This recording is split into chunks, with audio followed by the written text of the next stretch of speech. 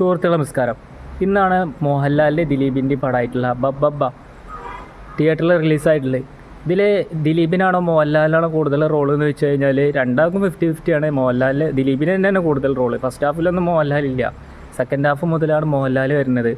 പക്ഷേ ഈ ഒരു പടത്തിനെ കുറിച്ച് ഓവറോളായിട്ട് പറയുമ്പോൾ എങ്ങനെയുള്ള പടമാണെന്ന് നിങ്ങൾക്ക് അറിയാൻ വേണ്ടിയിട്ട് ഞാൻ ഒരു കാര്യം പറയാം. കുറച്ച് മുമ്പ് മോഹൻലാലിൻ്റെ ഒരു പടം ഇറങ്ങിയിരുന്നു, ആറാട്ട് പറഞ്ഞിട്ടുള്ള. അതായത് അതിൽ എങ്ങനെ ഉണ്ടായെന്ന് വെച്ചാൽ കുറേ പഴയ BGMഉം പഴയ പടത്തിൻ്റെ സീൻസൊക്കെ കട്ട് ചെയ്ത് ഇങ്ങനെ കുറേ റെഫറൻസും കാര്യങ്ങളൊക്കെ ഉൾപ്പെടുത്തിയിട്ട് പ്രത്യേകിച്ചൊരു കഥ ഇല്ലാതെ അങ്ങനെ പോകേണ്ട ഒരു പടമായിരുന്നു നമ്മൾ ആറാട്ട്. അപ്പോൾ അതേ രൂപത്തിലുള്ള മറ്റൊരു പടമാണ്, നമുക്ക് തിരിയാൻ വേണ്ടിയിട്ട് പറയണം. അതേ രൂപത്തിലുള്ള മറ്റൊരു കോലത്തിലുള്ള ഒരു പടമാണ് ബബ്ബ. ഇതിൽ പ്രത്യേകിച്ച് സ്റ്റോറി കാര്യങ്ങളൊന്നുമില്ല, ജസ്റ്റ് ഇങ്ങനെ കുറേ റെഫറൻസും BGMഉം ഒരു തെലുങ്ക് മസാല പടം തന്നെ പറയാം. കഥയും കാര്യങ്ങളോ ആക്ഷൻസ് ലവ് സ്റ്റോറി അങ്ങനത്തെ ഒന്നുമില്ല. ജസ്റ്റ് ഒരു ആളെ തട്ടിക്കൊണ്ട് പോകാൻ, എന്നിട്ട് അതിന് തുടർന്നുണ്ടാകുന്ന കുറേ സംഭവങ്ങളും അയാളെ തിരിച്ചു കൊണ്ടുവരാനുള്ള സംഭവങ്ങളും അതിൻ്റെ ഇടയ്ക്ക് മോഹൻലാൽ വരുമ്പോഴാണ് പടം ഉഷാറാവുന്നത് തന്നെ.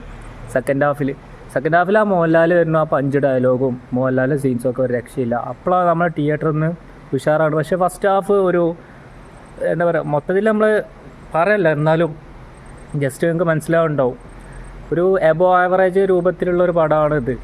പ്രത്യേകിച്ച് നമുക്ക് അങ്ങനെ എടുത്ത് പറയാനോ ഓർമ്മിക്കപ്പെടാനുള്ള സംഭവങ്ങളൊന്നുമില്ല. ജസ്റ്റ് ഒരു വൺ ടൈം എൻ്റർടൈൻമെൻ്റ് ആയിട്ട് തീർച്ചയായിട്ടും നിങ്ങൾക്ക് തിയേറ്ററിൽ പോയിട്ട് എന്തായാലും കാണാം.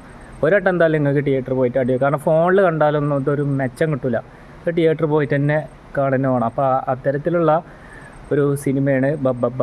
ഇതിൽ ദിലീപിൻ്റെ ക്യാരക്ടർ എന്ന് പറഞ്ഞു കഴിഞ്ഞാൽ ദിലീപിൻ്റെ ആ പഴയ കോമഡിയും കാര്യങ്ങളൊക്കെ ആ ഒരു കോലത്തിലുള്ളതാണ് ഫസ്റ്റ് ഹാഫ് ഈ ഒരു സിനിമയിൽ വരുന്നത്.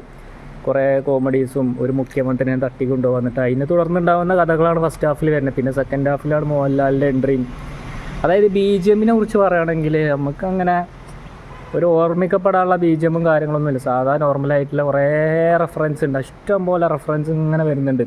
പിന്നെ നമ്മൾ ഒന്ന് ഉഷാറായത് എപ്പോഴാണെന്ന് വെച്ചാൽ ഫസ്റ്റ് ഹാഫിൽ ഒരു ഫൈറ്റ് സീനുണ്ട് ലാസ്റ്റിക്ക്.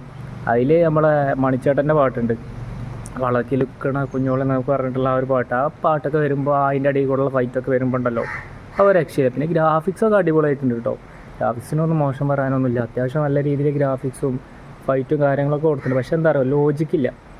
പ്രത്യേകിച്ച് ലോജിക്കോ കഥ ഒരു ലവ് സ്റ്റോറിയോ അല്ലെങ്കിൽ ഒരു ഇമോഷണൽ അങ്ങനത്തെ കാര്യങ്ങളൊന്നും ഇല്ലാത്തൊരു ജോളിപ്പടം, ഒരു മസാല പടം തന്നെ പറയാം. അതാണ് ഇതിനെക്കുറിച്ച് ഓവറായിട്ട് പിന്നെ കൂടുതലായിട്ട് നമുക്ക് നെഗറ്റീവ് പറയാൻ സാധ്യമില്ല. കാരണം എന്താ പറയുക, ഒരു സിനിമ എന്ന് പറഞ്ഞു കഴിഞ്ഞാൽ ഒരാളെ മാത്രം പടമല്ല, അത് കുറേ ആൾക്കാർ വർക്ക് ചെയ്തിട്ട്. അപ്പോൾ നിങ്ങൾ എന്തായാലും തിയേറ്ററിൽ പോയിട്ട് കാണാം, എന്നിട്ട് നിങ്ങളെ അഭിപ്രായം എന്താണെന്ന് വെച്ചാലോ എന്തായാലും പറയാം. ഒരു വട്ടം എന്തായാലും തിയേറ്ററിൽ പോയിട്ട് കാണാനുള്ളൊരു മുതലുണ്ട്. അപ്പോൾ നഷ്ടപ്പെടുത്തേണ്ട ഒരു എൻ്റർടൈൻമെൻറ്റ് രൂപത്തിൽ അങ്ങനെ രൂപത്തിലുള്ള ആൾക്കാർ എന്തായാലും കാണാം. അല്ലാതെ സ്റ്റോറിയോ മറ്റുള്ള കഥയോ മറ്റുള്ള ഫാമിലീസ് അങ്ങനെ ഫാമിലി സ്റ്റോറിയോ പ്രതീക്ഷിച്ചിട്ട് ആരും അങ്ങനത്തെ സാധനമൊന്നും ഇതിലില്ല. ഓക്കെ, എന്നാൽ മറ്റൊരു വീഡിയോയിലൂടെ നമുക്ക് കൊണ്ടുപോകണം.